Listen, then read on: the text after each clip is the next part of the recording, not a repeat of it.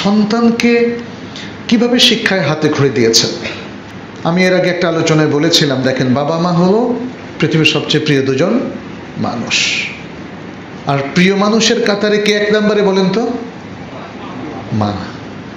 এখানে কিন্তু আর কোনো বিতর্কের কোনো সুযোগ নাই।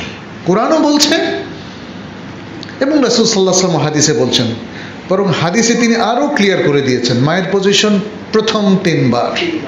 4টা প্রায়োরিটির মধ্যে 3টা প্রায়োরিটি পাচ্ছে মা, তাও 1, 2 আর 3, আর চতুর্থটা হলো বাবার জন্য।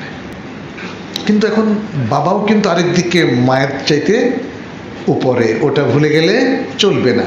আমরা একজন মানুষকে যখন 1 নম্বরে বসাই তখন ভুলে যায় it is not from all perspective, it is from some perspective.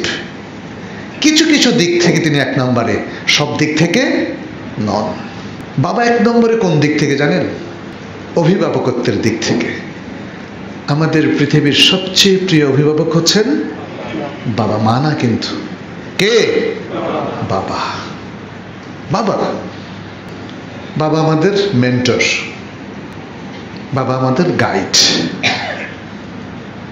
কারণ মায়েরা একটু আবেগী হয়, সন্তানকে অতিমাত্রায় ভালোবেসে অনেক সময় লাই দিয়ে ফেলেন, দেন কি না? দেন। তখন বাবার অভিভাবকত্বটা প্রয়োজন হয়।